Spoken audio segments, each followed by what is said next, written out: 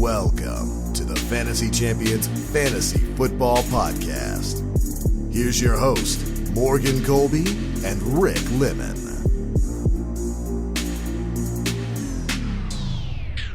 Welcome to the Fantasy Champions Fantasy Football Podcast.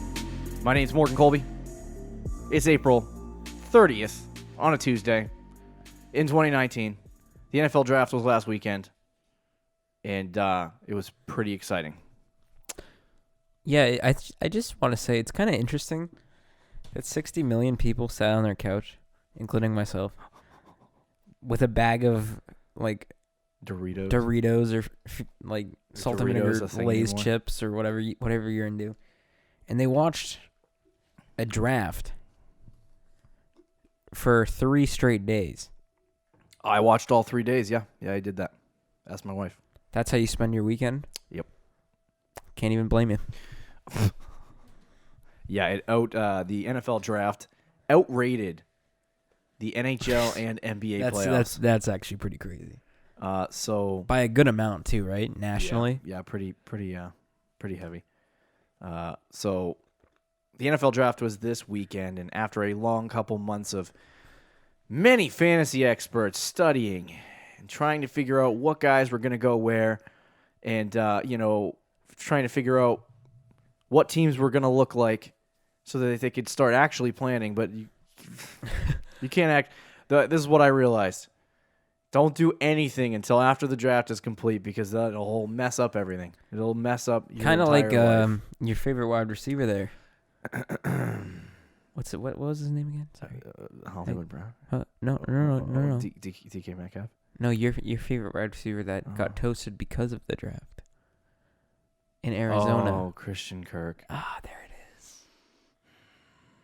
Christian Kirk, I love you. I will always love you. It's unfortunate. He is a second-round draft pick, though. Yeah, I mean, pretty good. I mean, the Arizona Cardinals just blew it up. So there's that.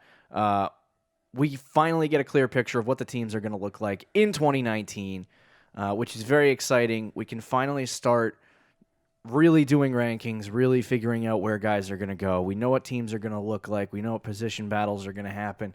We're starting to see teams come forward. We even got a picture today of Christian McCaffrey looking ripped out of his mind. Yeah. It was a little bit ridiculous, but OTAs have started. So we're getting there. In 2 months' time, spring training.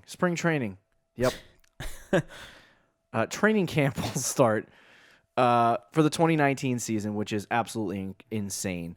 But on this episode of the Fantasy Champions Podcast, we want to give you our top 5 fantasy winners and losers from the draft. We're not talking about team winners and losers. No. We're talking about player winners and losers. What player went to the right situation for him to make an impact in fantasy football? Exactly.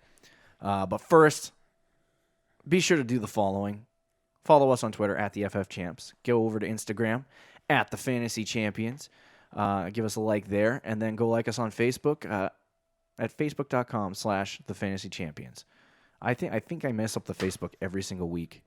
It's okay. Every single week. Make sure you subscribe wherever you listen: Apple Podcasts, Spotify, Stitcher, YouTube. Leave a review and share this podcast with your friends, because we don't have $1 million to market and advertise, so you are our marketing and advertising plan. Yeah, and if we did have $1 million, we'd probably spend it on Doritos and Lay's potato chips, so we could watch. Yeah, the NFL draft. The NFL, so we can watch the waste our time on the NFL draft. There will be no news segment this week because there was no news besides the fact that Jacob Hollister, everything we're going to talk about is the draft. Blockbuster Jacob Hollister from the Patriots got traded for a 7th-round pick. That's revolutionary. The only other news I saw outside of the NFL draft and all the trades that happened in it and the craziness that was that is that after the draft, we probably will be talking about David Montgomery on this podcast, but they said that Tariq Cohen was not going to get as many carries as he did last year. A little bit disconcerting if you are a Tariq Cohen truther. I am not, and I have never been a Tariq Cohen truther. So let's jump right in to our main segment. Rookie Breakout. So on this episode of Rookie Breakout, or this segment of Rookie Breakout, we're going to talk about our top 5 winners and losers from the NFL draft. So let's get started. We'll start with the winners. Some of these we agree on. Some of these we don't agree on. Mostly because they're mine. Yeah. I'm a legend. We agreed on most of it. Most of it. Just a few nitpicks from me. So we'll start with Iowa State's tight end, Noah Fant. He got drafted with the 20th pick. What amazed me in this draft is that there were two tight ends. Two tight ends were drafted in the top 20. That is crazy. Before a wide receiver or running back had been taken off the board. Let that sink in. Let that sink in. You got two tight ends at the top of the draft. Noah Fant and T.J. Hawkinson were not supposed to be drafted until late in the first round, but everyone ripped their pants off very quickly. Noah Fant is one of my winners for this particular draft. I'm not going to rank them. This is in no particular order. But Noah Fant was one of is when he was at Iowa State, when you watch the film, he was the guy catching the balls. Like T.J. Hawkinson caught balls at Iowa State, but he was mostly a blocking tight end that could catch, and most of the time he caught it in the red zone, and Gronk. Gronk. Yeah, Gronk. So Noah Fant was actually projected to be the number one tight end of this class before the combine happened. And then the combine didn't change anything, but everything at one point after the combine just shifted to go towards T.J. Hawkinson. Obviously, if T.J. Hawkinson went to a team like the Cardinals, which is absolutely impossible. But Cliff Kingsbury's system doesn't call for throwing to tight ends. He would be used more of a blocker. He'd be used as a blocker. So why Arizona wouldn't draft him, but you wouldn't really want to use him. The reason why I want to let you all know that T.J. Hawkinson will not be on my winners or losers list at all. And the reason why is because I can't really decide where I put it. Hawkinson is a guy who has a really good chance in the Detroit Lions offense to be really good. And when I look at Hawkinson, it's like you have Matt Patricia there with some of the Patriots coaching tree there, and you think that the mindset for him is we needed a Gronk. correct. And so if that's what they do with him, then I think he should be on the winner list. But I don't know if the Lions are. I don't know if the Lions are capable of doing anything smart. I would probably. I think him and Noah Fant are both kind of in the same boat as winners. Yeah. I think the Lions picking Hawkinson at, what was it, 10th? Yes. That's probably not the best pick in the world to pick a tight end 10 when there was some really good defensive players he was available. picked Or ninth? Hawkinson or in Font? Hawkinson. Hawkinson was drafted, I believe it was 8th. Oh, wow. I can check. Hold on. I think it was 8th. That's still, I mean. That's really high for it. Yeah, the guys that were available defensively at that time. Yeah, it was 8th. Yeah, that is insane. However, from Hawkinson's point of view, and what we're talking about here, which is the fantasy winners, a landing spot for Detroit I don't think was that bad because they don't have a lot of weapons in the first place. Yeah. I think Matt Stafford is going to turn it around next year, considering looking at his history last year was his worst year in the league, or since his second year in the league, pretty much. Yeah. And I do believe a little bit in that Matt Patricia Patriots coaching tree that they saw this guy, Hawkinson, they're like, he can be our Gronk. Yeah. What we envision that. The Patriots brought in Hawkinson for a workout. Yeah. So that shows you something. Maybe Matt Patricia saw that and was like, he needs to come to the team now. Right. I do get why you wouldn't put him in the winners because it is the Detroit Lions, and if they don't use him properly, it's gonna be difficult to justify it. Now, before we started with Noah Fant and then quickly jumped into Hawkinson, we will talk about Noah Fant in like 2 seconds. But if you were sitting there making your tight end rankings, right? Mm-hmm. Where do you put T.J. Hawkinson? I'd have to look at it because some of those guys at the bottom, I'd have to really think about it. They aren't good.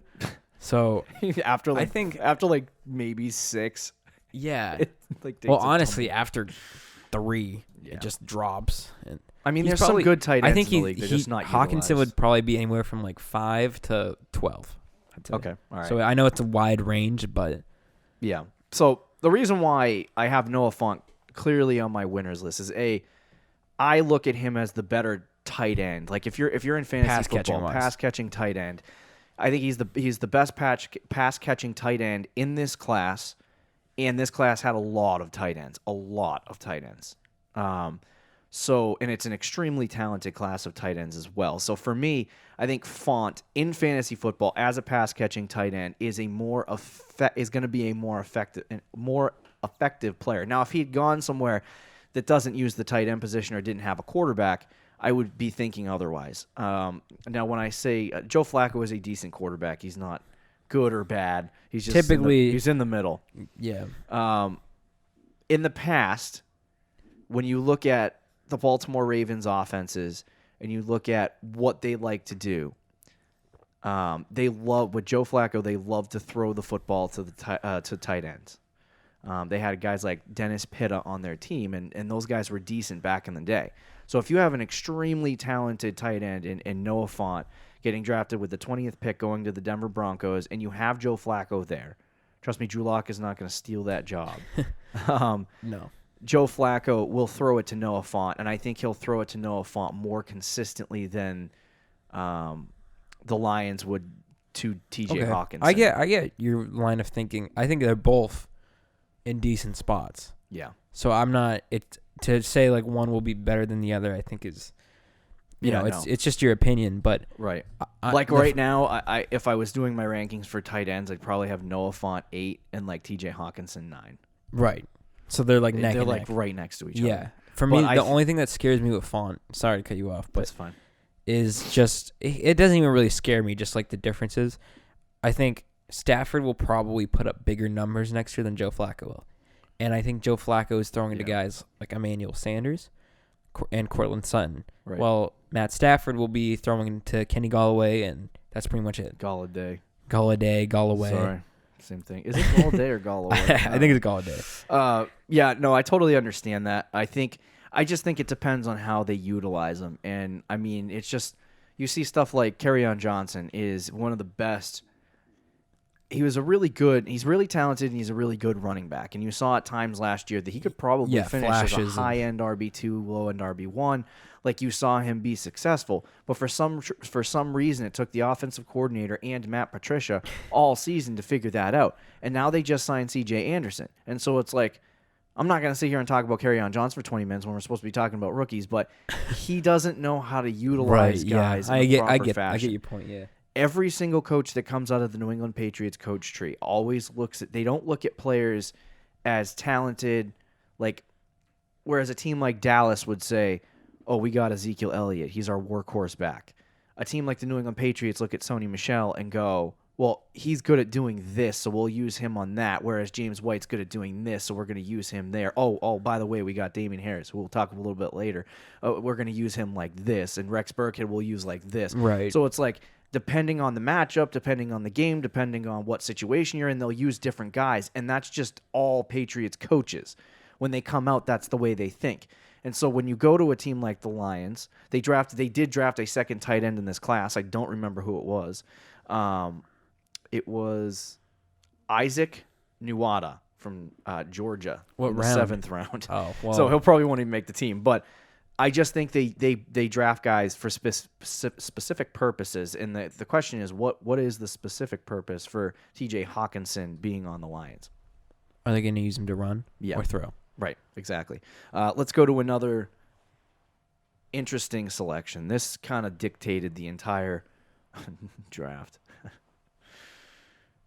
I didn't think they would do it. I really didn't. I didn't think Arizona would do it. But they drafted Kyler Murray with the first pick of the draft. Not surprising to me, but... So, for the second year in a row, they took a quarterback, and then they traded Mr. Rosen away for a second-round pick. I mean, how much of a bust was last year for them? Oh, big time. I think this was all about Cliff Kingsbury building his offense. I think that's... Building his team. His team. I absolutely love Kyler Murray. He's one of my big, fat, slap-a-winner sign on him. I like Kyler Murray a lot. My personal player comp for him is Deshaun Watson. And if he plays anything like Deshaun Watson did in the 6 games in his rookie season, he might actually be somebody that you can start a couple of games, like more than 6 games. Legitimate fantasy option, which for a rookie quarterback is not normal. Yeah.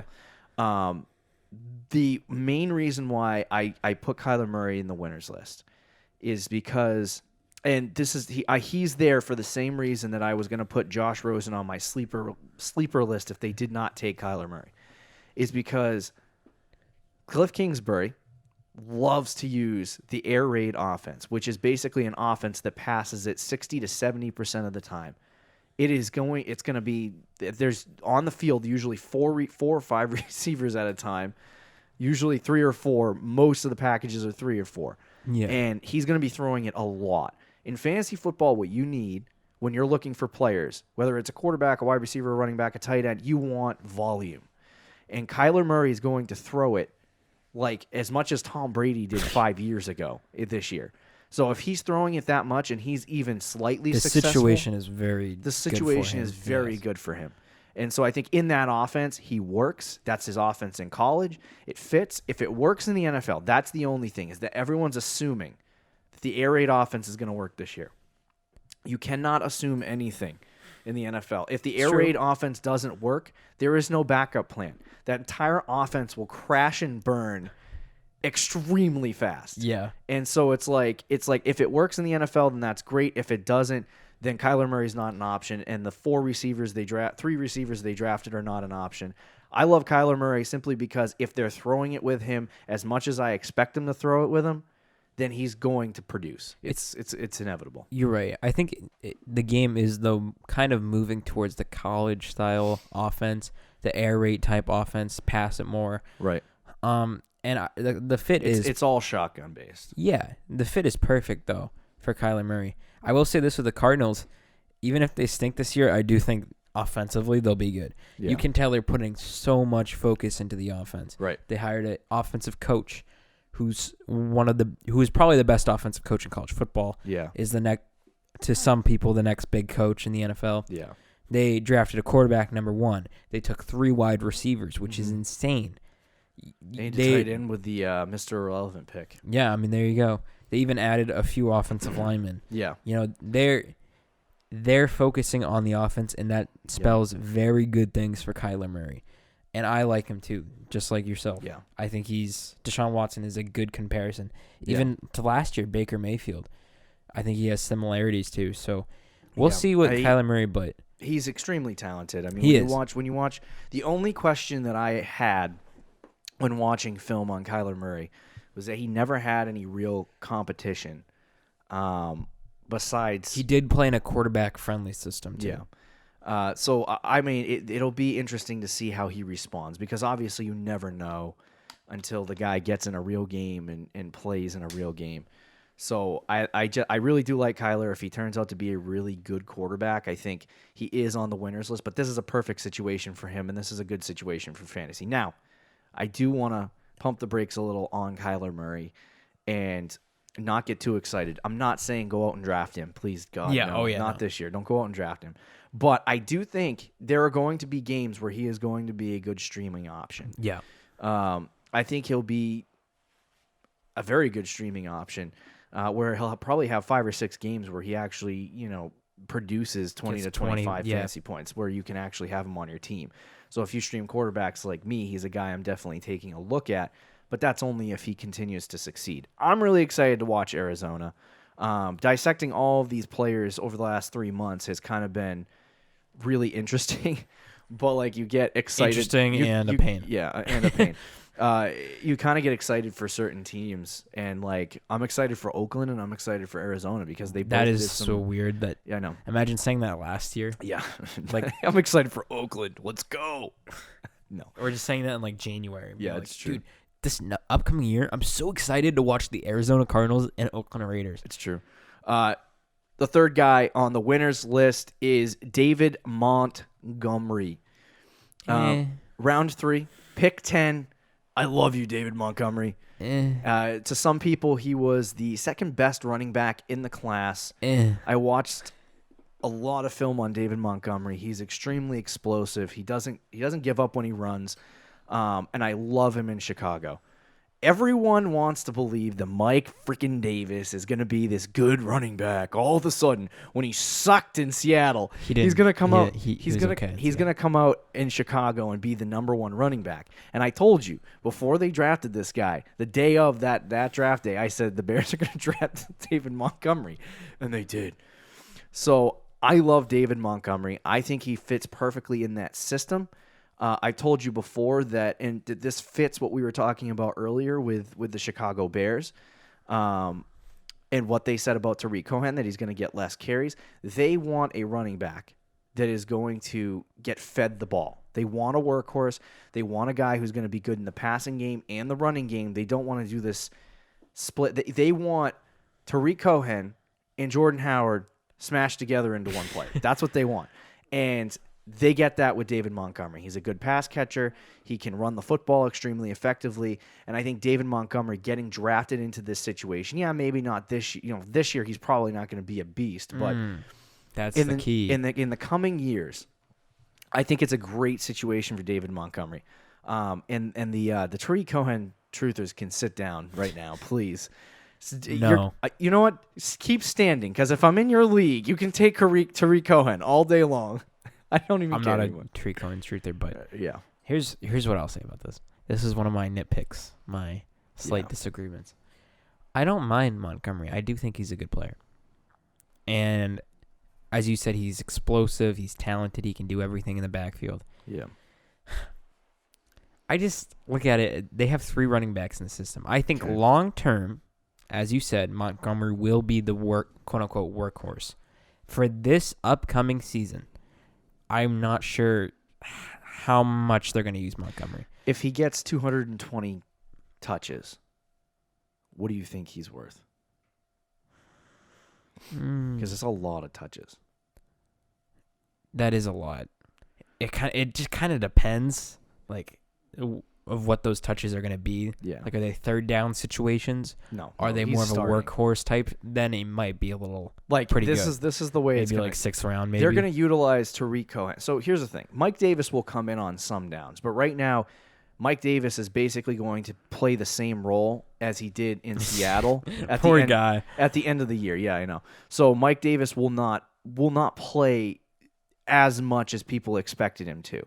So don't be going out and drafting Mike Davis if you're all excited to do that. But Montgomery is, unless he loses the job, similar to how like Royce Freeman lost the job to Phillip Lindsay. Or Peyton Barber, was it, on the Buccaneers? Yeah. Ronald Jones, sorry. It was Ronald Jones who they drafted Ronald high. Jones lost his job to so David Montgomery, unless he loses his job, which I don't foresee happening, he's going to, be he's going to be probably the first and second down back, maybe even if he's as successful as people expect him to be, like a 3 down back with Tariq Cohen coming on third down and then coming in on passing downs. I don't know about that. So, but Montgomery's the thing is that, and I've talked about this before, Cohen doesn't have the size or the ability to be a workhorse back. He's never going to be one. He had 95 and 99 carries last year for like 440 yards. He's just never going to be a workhorse. It's not going to happen. He's a great pass-catching back. If David Montgomery can catch the football, they're going to utilize him a similar way that they would have used Jordan. Like, if Jordan Howard could catch the ball last year, Tariq Cohen would have never happened. No, I disagree with that, because he's a freak with the ball. That's the difference. Only in certain plays, though. They call him a human joystick for a reason. I think he's extremely overrated. I think he's slightly overrated, but he's still a very, very talented player. I agree with most of what you said, the workhorse situation, and all that. But like, since we're talking about Mike Davis and his old situation in Seattle, remember Rashard Penny going into last year was, I think, a 5th round pick. Yeah, everybody thought he was going to be the workhorse, and they ran the ball the most out of any team in the league last season, I believe. Right? So it was Seattle, or was it Baltimore? I think it was Seattle. At least they were top 3. I think they were number 1. Yeah. And Rashard Penny was not. He had a few weeks where he was very good, especially later in the season. But overall, for the course of the year, he was not a fantasy option in most leagues. Yeah. I think that's going to be Montgomery this year. I think they're not going to run the ball as much as Seattle. Yeah. So I think he could still get a few carries a game. Right. I'm not saying he's not. My thing is, who's gonna vulture those carries away from him? Because last year, when I believe there was an injury to either Penny or wasn't there an injury to Chris Carson early in the season? Carson missed like 2 games. So when Carson came out, Mike Davis was the number 2 guy. He started only 2 games last year, and over the course of Chris Carson's absence, he had 21 carries, 12, 6 carries, 10 carries, 15 carries, 11 carries. After week 9 and on, which is kind of when Chris Carson broke out, he had 4 carries in 3 straight games, 3 carries, 5 carries, and then 7 carries to end the season. So for him, he isn't going to vulture that many carries away from David Montgomery. Mm-hmm. To me, it's volume. If he wins the job, and Mike Davis isn't sitting there trying to, that they don't really use Mike Davis the way they originally thought. I think they brought Mike Davis in going, okay, we're not going to use him. Last week we talked about how the Bears might not draft a running back. Well, they did draft a running back, and that was probably a part of their plan to begin with. Yeah. So now that they drafted a running back, they don't necessarily need Mike Davis. Like, he'll come in, and this is how I think the whole situation is going to work out. They'll use David Montgomery sometimes on passing downs. Tariq Cohen will get most of the passing downs, and then Mike Davis will come in on third downs. When they run the football, it's going to be with David Montgomery. If David Montgomery touches the ball or runs it 180 to 200 times, I think he's a low-end RB2. I think that's what he can produce. And I think that's a fair assessment. If he was the only back there, then he'd probably get 250 touches and he'd be a beast. But he's not at that, he's not at that point. So to me, I think that's why he's a winner in my book, because I think he has all of the opportunity. One last quick thing. Yeah. That's what everyone was saying about Ronald Jones last year too, and he was the 38th overall pick. I think that was Dirk Cutter, because he just kind of stunk when he had his opportunity. He wasn't that good. But I looked at his numbers, so he wasn't good. I'm not saying that he was any good, but he never even had a chance to recover from being bad in one game. Yeah, it was that clown of, like, when Peyton Barber sucked last year. And they forced it to him all season long. That's true. You have to look at, like, that, but when Dirk Ronald Cutter Jones got his opportunity, coach. though, like, he's a bad coach. Ronald Jones had his opportunities and last he year. Failed. He failed, but I don't think he had enough opportunity. The running back position is one position where you need to get into a rhythm, and if you're not given the opportunity to get into a rhythm, you can't get better. They didn't give him, like, they spent all season forcing the ball to Peyton Barber, thank you. I forget his name. It's okay. It's a Buccaneer running back. But anyway, so to me, I think I personally like Ronald Jones this year because they'll probably utilize him this time around. But anyway, I do like David Montgomery. He could end up, I would not be surprised if he ended up like a Royce Freeman or a Rashad Penny, and either lost the job to somebody that was an undrafted free agent, or, that not lost the job to somebody like that, but started the season as the 2-back. Mm-hmm. And I wouldn't be surprised if that happened. But as of right now, I don't see anyone getting in front of him and saying, I'm going to take the job. Like, Mike Davis is not taking the job. No. Tariq Cohen can't run the football. Like, he can catch it in the passing game. He's James White. But does James White run? No. Does Tariq Cohen run? No. They hand off the ball to him every once in a while, but it's not really something that they basically said in this, and I got to conclude with this because we got to get moving forward, but basically they said that they were going to utilize him. They were going to utilize Cohen as a, I can't remember what they said exactly, like kind of like as a trick or fake back. Yeah. To make people think. Well, that they they're do gonna have run a the lot of like football set plays. I think would come in. So reversals. Yeah, I just to compare. So when you look at it, to take Cohen and then put him next to Montgomery and say Cohen's going to steal Montgomery's opportunities, that's not going to happen. They're two separate entities. No, and they're but two I don't know projects. if Montgomery's going to steal Cohen's opportunities. So no, he probably vice versa. won't. But if they give Tariq Cohen 70 carries, and they give Montgomery 200 and or just 200, and they run the ball 270 times next year. And Mike Davis gets 0 carries. Yeah, Mike Davis gets hurt in a training camp just like he should. Anyway, so Montgomery I think is going to be decent. I would put him on the winners list because I think he went into a good situation. N'Keal Harry, 30. He came out in the combine, I think, and he said, "Hey guys, listen, I'm going to get drafted in the first 33 picks." Well, it took him until 32 to get drafted. Yep. He goes to the New England Patriots. Now, some people will disagree that this is a good or bad selection. He's going to catch footballs for the New England Patriots and for Tom Brady, the greatest quarterback of all time.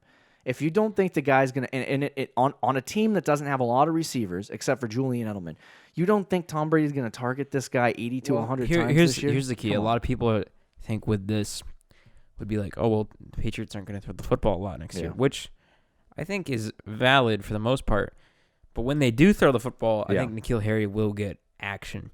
There is no Gronk in that offense anymore. No. They lost a lot of guys. They still have Edelman. Yippee-ki-yay. Edelman's a good player. He'll get his catches, but he's not going to get touchdowns.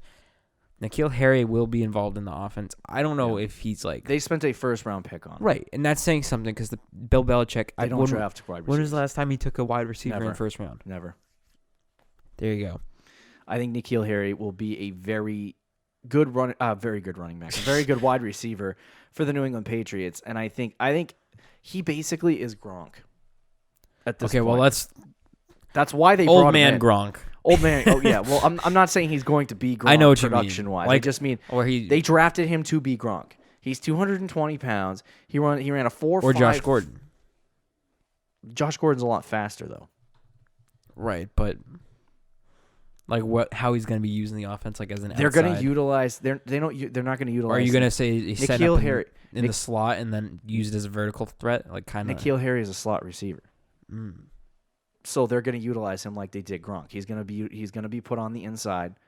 Like, remember when Gronk went out? He's not going to be a tight end, obviously, but you remember when they put Gronk? They would shift Gronk out. Yeah. Oh yeah. And use him in that's basically the spot N'Keal Harry is going to play in, and I think Tom Brady will utilize that all day. So who's playing on the outside? Philip Dorsett.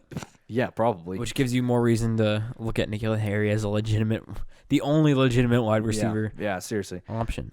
So I think he's got great opportunity here.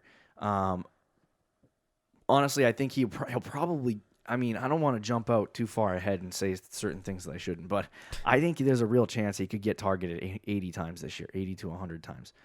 For targets, yeah. Yeah, I mean, that's that. I don't know how much he'll catch it, but we'll see about that. He's got a very large catch radius.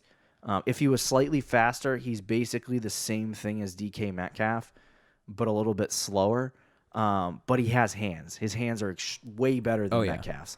So I love N'Keal Harry. I personally thought he was the best. Everyone has Marquise Brown as the best wide receiver in the class. I think N'Keal Harry is. The fact that the stupid meme of Bill Belichick drinking orange juice fits perfectly here because there was so many opportunities for other teams to take this guy, and then it just falls to Bill, and he's like, "Oh, I'm taking wide receiver. Why not?" Yeah. So N'Keal Harry, he's going to be good. I think he's a winner. And then Josh Jacobs. Oh, this is the guy that we both really, really like. So, don't get me wrong, the Oakland Raiders do have running backs. Jalen Richards, okay, and Elijah McGuire. Here's the thing with Oakland, and here's the thing with this pick. When I watched Josh Jacobs' film, I was like, he needs to go to a team that doesn't already have a running back. And Atlanta came on the clock. And they started talking. Atlanta lost Tevin Coleman. They need a backup running back. And I was like, don't do this to Josh Jacobs. Do not do this to me. I need Josh Jacobs to be on a team that doesn't have a running. And then they didn't take him, obviously. They didn't take a running back at all in the class. Devonta Freeman, Truthers, unite. Josh Jacobs was taken by the Oakland Raiders. And I had a list of teams that I wanted to take a running back. And there was a list of teams I wanted to take Josh Jacobs. And at the top of that list was the Oakland Raiders. And so when it happened, I was like, yes, it happened. Let's go. So now I get Josh Jacobs on the Raiders. I love this. This is the biggest win of the whole thing for me. Like the entire draft. I think he's the biggest winner. Because he, day one, can step into that offense. If he doesn't lose the job, he's going to step into that offense day one and be the workhorse. He's going to be utilized as Marshawn Lynch. That's what he's going to be utilized as. He's going to get 250 to 300 touches, all-purpose touches in the passing game and the running game. He's going to get that. And so volume speaks volumes. Oh, there you go. Hey. But he's going to get a ton of volume. And when that happens in fantasy, I don't care who you are. Todd Gurley, if he got 200 touches in a season or 180 touches, would not be an RB1. Whereas, like, if you gave 180 touches, 200 touches to Saquon Barkley, he would be an RB1, right? Todd Gurley benefits from a good offensive line. He benefits from getting a ton of work. And it's a similar situation. Now, Todd Gurley is talented, but it's a similar situation for Josh Jacobs, where some guys in this league aren't really that great at running back, but they get a lot of work. So Jordan Howard 2 years ago. Right, Jordan Howard 2 years ago. So it's like when you get a lot of work, you're going to be able to produce. And I see Josh Jacobs as having a similar season as Sony Michel did this past year. That's a good comparison. I think he'll finish as a low-end RB2, and I think that, I mean, he has a very high ceiling. The ceiling's not that high this year. My ceiling for him is probably a low-end RB2, but I'd love that on my team. A high-end RB2. I'm sorry, I'd love that on my team for an absolute ceiling. I agree, yeah. And that's the thing is, I would put him at my flex and he's probably, I think he's going in the 13th, 14th round, so he's not even. He's a good value right now. We'll see in a couple of months, but I love Josh Jacobs in Oakland because he's literally going to get a crap ton of work. He is the back. Elijah McGuire is not stealing snaps. Jalen Richards is not stealing snaps. He does both parts of the game well. He has basically no wear and tear on his legs. He has basically had no injuries. Josh Jacobs is ready to go. My only concern for Josh Jacobs, and I have agreed with pretty much everything you said about him. Yeah. He's fantastic. Perfect situation, which is what I think is key for all of these guys. The perfect situation. Right.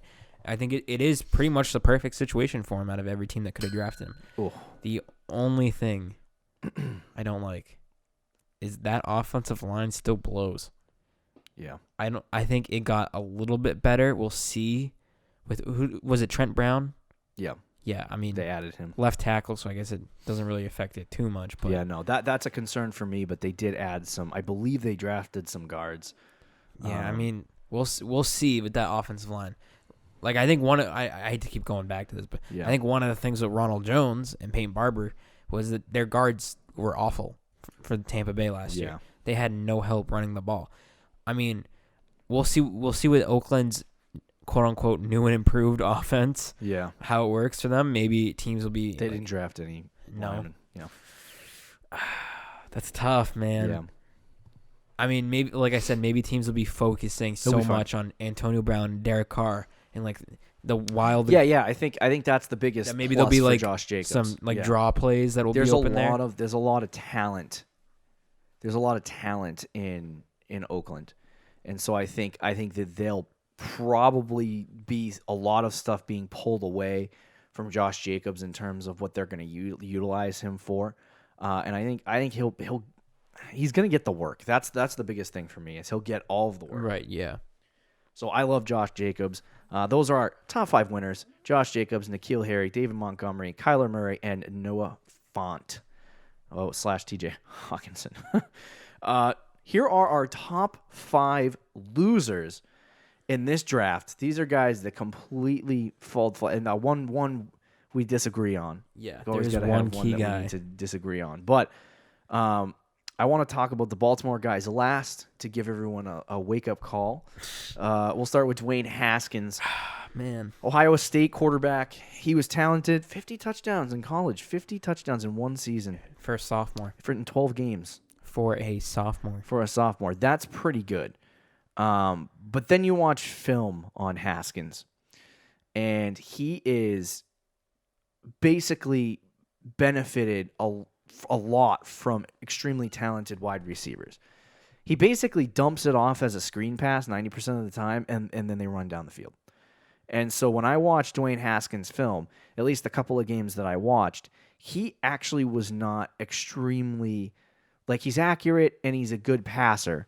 And obviously it takes a lot to throw 50 touchdowns, but he's not a guy who can throw it down the field. See, that's where I disagree with. He's not a guy that he can throw it down the field. I'm not saying he doesn't have that, but he didn't do it as much as the numbers would suggest, I think. Yes, and so I think that's the thing you got to watch out for. The landing spot for Dwayne Haskins is the Washington Redskins. Absolutely awful. That they have a bad offensive line. Their running backs can't stay on the field. They have no receiving core. They did draft a wide receiver, but they have basically no receiving core. They have they have Jordan Reed, who's supposed to be talented and good, but for some reason, some reason every year completely blows. Dwayne Haskins was dropped in the worst situation possible. I think, yeah. I think Miami would have been worse, actually. But yeah, that's true. But it said that he has to. They actually got they got Kenyon Drake. They got who's the wide receiver? This is not Jarvis Landry anymore. Devontae Parker. They still got some good talent. Who's more talented, Redskins or Dolphins? It's like picking between trash and garbage. Name one receiver on the Washington Redskins. The guy they just drafted from Ohio State. I was going to say Jameson Crowder, but he's on the Jets now. Yeah, he's on the Jets. So Haskins was dropped. Is Terrell Pryor still on the Redskins? I don't think so. No, he was on the Jets. Oh, gosh, I don't know. But Haskins is put in the worst situation possible. And they said he might have to. I mean, you draft him, he's probably going to start. But they said he might have to fight for the job with Colt McCoy. Well, I love Colt McCoy, but yeah, I mean that's like Baker Mayfield fought for the job with Trot Taylor. Right. Like they just want to get him situated. Don't let him feel comfortable. I get it. My hot take is Dwayne Haskins is a bust, not because he went to Washington, but because he's a bust. Okay. See, I disagree with that, but all he does is stand in the shotgun. I think he's a very solid player. But the situation isn't the best. I think if he went to the Giants, that would be much better. Their O-line still not the best, but I know they lost Odell, but you have Golden Tate, Sterling Shepard, Saquon Barkley. Like they have some talent at least. The Redskins, it's a bad landing spot.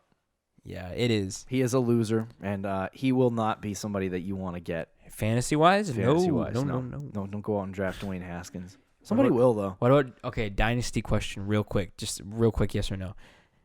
Dwayne Haskins, I can't say yes or no. Whatever. Dwayne Haskins or Daniel Jones? Dynasty. Daniel Jones. Okay.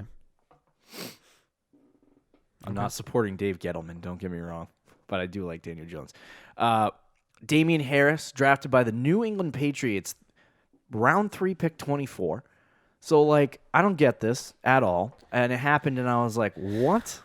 I like the player, but just I like Damian Harris. So, Damian Harris was the starter in Alabama ahead of Josh Jacobs.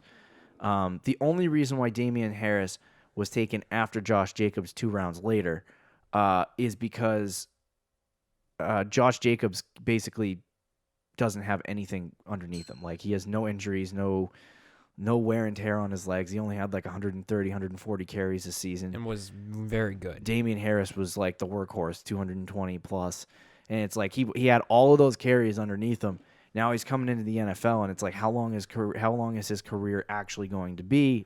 You have to have concern about injury there. Mm-hmm. He fell to the 3rd round because he started out before the combine as the second best running back in the class behind Josh Jacobs.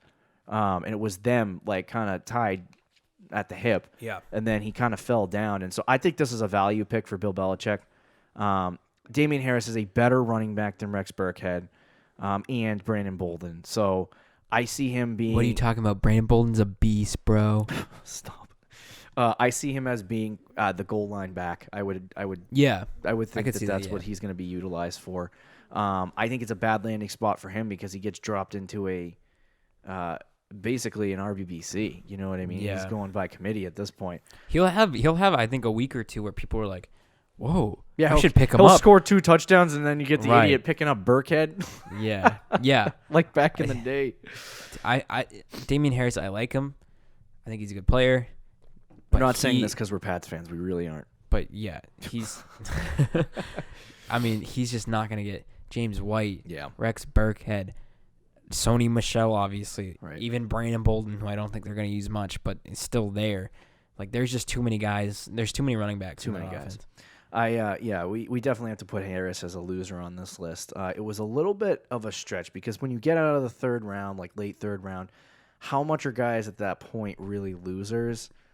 more or less like getting, for like, situations. for situations like in fantasy. I think if Damian Harris was put into a situation where he could succeed as like a workhorse, I think he may have done it. Like, let's but say he does remind me, Damian Harris, when you watch him, he reminds me a lot of Jordan Howard. He can't really catch the football at all, but he's very good on the ground. If he would have switched roles with Josh Jacobs, so let's say Damian Harris got drafted by the Raiders, would you view Damian Harris as like... Yeah, I would exactly the same. As Josh Jacobs? Yeah. Yeah, I agree with that, yeah. So Harris, I think it's just because of the landing spot for him. Now this guy we disagree on a little bit. DK Metcalf of the Seattle Seahawks. He was drafted round 2, pick 32, so basically a third rounder at that point. Yep. I have not liked, through this entire scouting process, I've not liked DK Metcalf at all. DK Metcalf is basically he's glorified because of his extreme mass. You said that and looked down. Yeah, I was like, whew. He's big. He's a big guy. Is. His measurables at the combine were fast. Absolutely insane.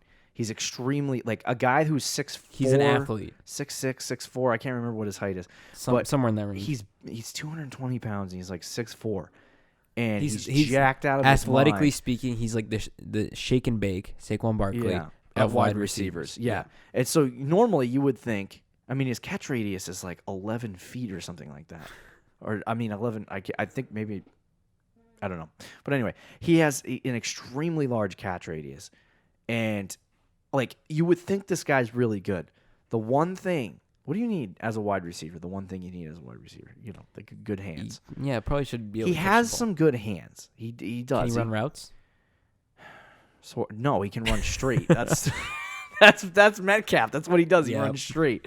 I'm surprised the Chiefs didn't take him. If the Chiefs didn't take him, he would be a winner. Like, he'd be the biggest winner of the draft. Oh, yeah. Yeah. Talk about a Tyreek Hill replacement. He's a loser to me because unless Seattle changes the way they played football over the last 2 seasons, they've been shifting away from their $100 million quarterback and moving more towards ground and pound. They ran it a lot last year. They did throw the football at times, and Tyler Lockett had a relatively successful year. And if Doug Baldwin does not play, I think Metcalf has an opportunity to succeed. But this year, I don't think he has a chance to succeed. And just looking at the Seattle offense itself, I don't know that they're going to throw the football to DK Metcalf all that much. Now, the one thing that Seattle does extremely effectively is blow up teams from the top. So they threw it like last year. The reason why Lockett was extremely successful in what he was doing, play action, because it was play action and hitting him way down the field. And if DK Metcalf, the 2 things he does well is run fast and run straight. So if he does that successfully and can catch the ball, I think he'll be a good fit in Seattle. I like the pick for Seattle. I like the place for DK Metcalf. I don't like the fantasy outlook. It's not a good. You just don't like the player too. It's not. I don't like DK Metcalf at all. I think it fits, but I just don't think that he is going to be. I could be very wrong, and I actually do have I do like DK Metcalf because of his size. He's missing key elements. He's missing key elements. If he can figure those key elements out, he's going to be insane. He's going to be insane, right? But I think he's just got to get those key elements down. I don't know if he can do that in Seattle because they're just not going to throw it to him that much. Yeah, I mean, I've agreed with you throughout the process. I thought DK Metcalf was overrated. If you remember a few months ago, he was projected to be like the 10th overall pick. Yeah. Like he was going not only first round, but high first round. Then he got selected as the last pick of the second round, essentially a third rounder, as you said. To me, that's not awful. And then I looked at the landing spot, which is Seattle. Again, not awful. I think Doug Baldwin is probably not going to play again. If he plays again, that changes a little bit. But going on the assumption that he's never going to play football again, he becomes probably their number 2 receiver there. Yeah. And he does have struggles running routes and catching the football, which is why I think this year he's not going to be, I don't know, successful because he's going to need time in the NFL to learn those things. Yeah. But I wouldn't necessarily just call him a loser just because of the situation that he's been in. And Seattle doesn't throw the ball a lot. That was also with a 3 running back system. They have a 2 running back system now. They're still going to run the ball a lot. Yeah. But if you notice, when they have to throw it, as you said, they do. And I think they throw more in the second half of the year, too, as the year goes on. Yeah. Which So I is think- usually, quick note for everyone who likes fantasy wide receivers, that's usually when where rookie wide receivers start to reach that point where they can actually produce. Correct.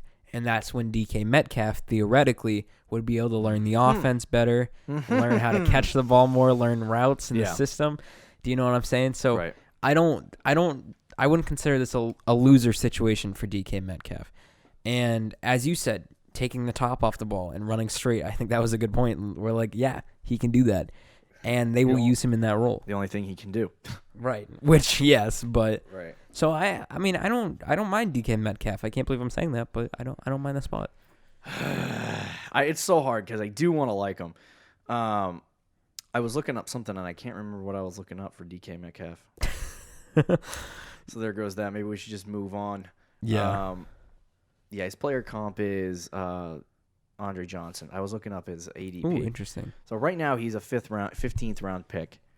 I wouldn't draft him. Yeah, I wouldn't draft him at all. But he might take a step. We'll see. I mean, we just exited the NFL draft. We don't really have a lot of ADP data for the rookies because no one was really drafting them yet. And so when we get that ADP data, we'll be able to see what DK Metcalf is going to be. But some drafts I saw him going in the 9th round, which I was like, wait, I saw that too. That was before he was drafted. So we're gonna see if it's a good thing he went to Seattle or a bad thing he went to Seattle for his fantasy value. But as of right now, I'm not even drafting him. No, I'm not either. Just to be completely honest with you, I'm not even drafting N'Keal Harry. Like I'm not even getting close to a rookie wide receiver, because there's no real worth for me in them. Like Calvin Ridley was really good this past season. But it was like 3 games. It was like all in the course of 3 games. And it's like that's what rookie wide receivers do. Unless you have a top 10 wide receiver, like a top 10 player coming off the board at wide receiver, that guy's not going to Julio Jones. Yeah, like a Julio Jones or an Odell Beckham. Like those guys are not going to be able to instantly produce in any form of an offense. So I wanted to throw the last 2 guys in together. That's why I saved them for last. The Baltimore Ravens are an interesting team.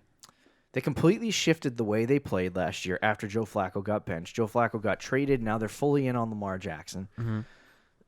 They're going to run the football a lot. I'm going to say that outright. They're going to run the football a lot. It's going to be like a 60-40, maybe even a 70-30. It's going to be crazy.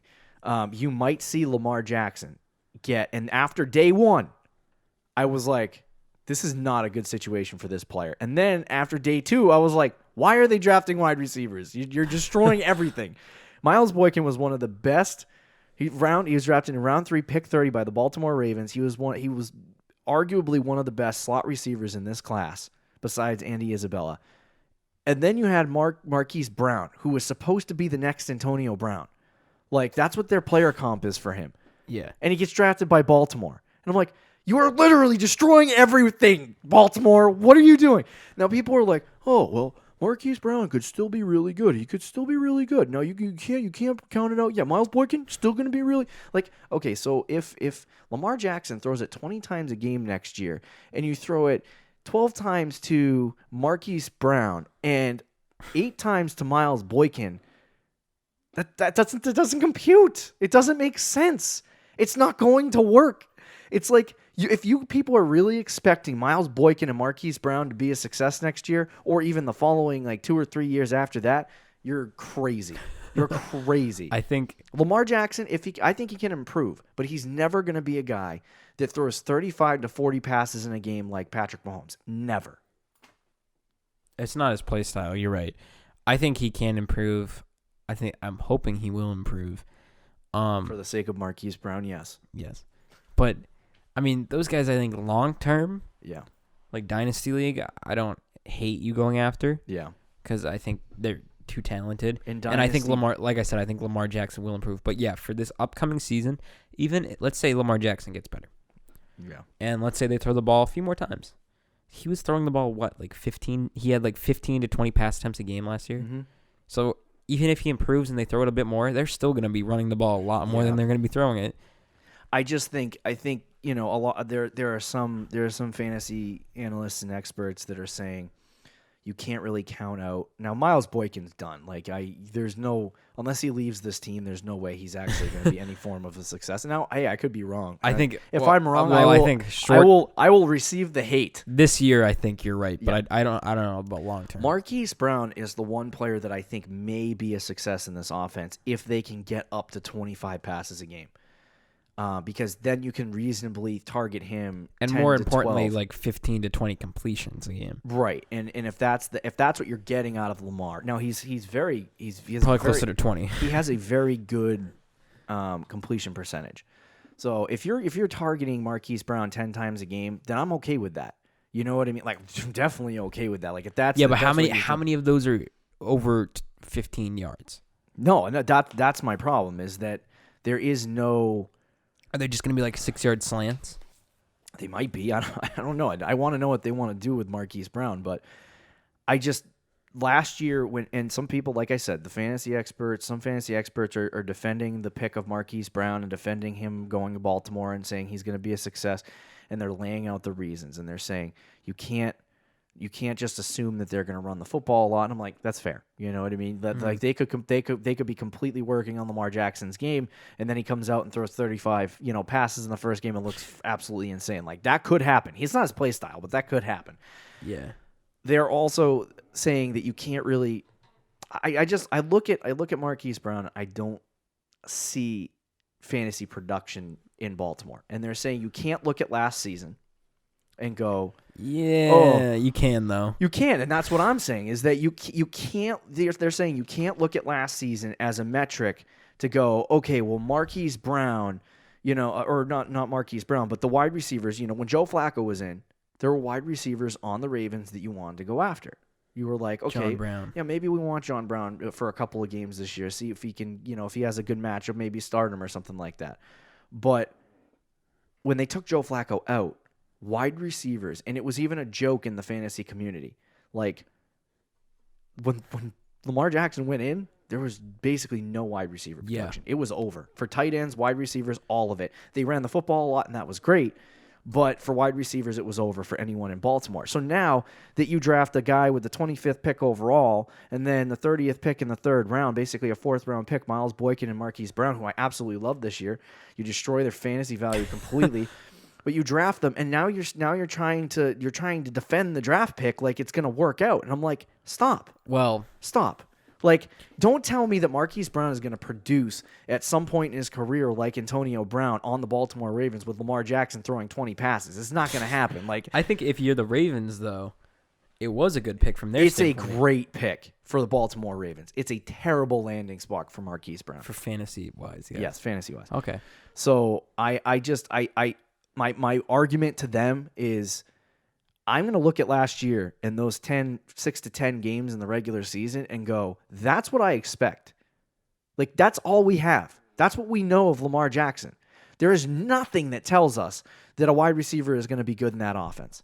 So I'm not going to assume that Marquise Brown, I'm not going to go out and draft Marquise Brown this year, assuming that he's going to be some good player. Like, oh yeah, I'm avoiding him in Dynasty. I'm avoiding him in everything. Like, the only good thing you can say about the landing spot for Marquise Brown is he's going to be the guy for receivers. Absolutely, he's really good. He's really good. He's really good. So I mean, right now he's his ADP is already taken a massive hit. Do you know his nickname is Hollywood? Brown. So I mean, I'm definitely avoiding those two guys. I see them as big losers because I think, as much as Marquise Brown and Miles Boykin are excited to go to Baltimore, they drafted another wide receiver, by the way. So did they draft 3? Yeah, I think so. Wow. One in the 7th, I believe. Oh well, he might get cut. Actually, that's wrong. Maybe it was the 6th. Nope. They also drafted. Baltimore drafted Trace McSorley, quarterback, which was relatively interesting in the 6th round. He was supposed to be drafted a little bit higher, but nobody drafted him. Anyway, we'll probably get cut. Baltimore, yeah, it's a wide receiver abyss. It's a hole. Don't draft any wide receivers from Baltimore, please. And for your sake, and our sake, and everyone's sake. And that will do it for our winners and losers from the 2019 NFL Draft. I am frankly very excited that this entire hullabaloo is over. Yeah. Dynasty people can slow their roll on their dynasty rookie draft. Like literally day after the draft, people are doing rookie drafts. I'm like, well, let's dissect this a little bit first before you get all sweaty. Yeah. So I think I don't know. I mean, some of these guys will work. I don't even know some of the guys we talked about in the winners column. I don't even know if some of those guys are even going to be fantasy relevant this year. Like N'Keal Harry. I think there'll only be one or two guys. The tight ends are the two big guys that I think could actually show a large amount of relevance. Mm-hmm. Because there's just so few tight ends. But that'll do it for winners and losers. Over the next coming weeks, we will be discussing QB, wide receiver, running back rankings, and tight end rankings over the next 6 or 7 weeks. Sounds like a long time. Wow. But we will be discussing rankings It's ranking season. And then we'll jump right into draft strategy and everything and get really into this. I've already done 20 mock drafts, so hey. Wow. I did one Someone's today. got time on his hands at work. I did one today, and I got an A+ from Fantasy Pros. Thank you, Fantasy Pros, for giving me an A+. Do you have any closing thoughts for us, boss? Just because we didn't bring it up, I'll just quickly say Josh Rosen. I love the deal from Miami because if he works, I was telling you this earlier, if he works out, great, you got a franchise quarterback. If he doesn't, you just tanked for the Bama quarterback. Yeah. Which is what they originally wanted to do. Perfect. For Rosen's standpoint, I don't love it just because I don't think there's a lot of talent on that team, and he could be in a position to fail, but... I disagree. Okay. I disagree. Thanks for listening, Fantasy Champions. Thank you for listening to the Fantasy Champions podcast. Make sure you subscribe on iTunes and YouTube and follow us on Twitter @TheFFChamps.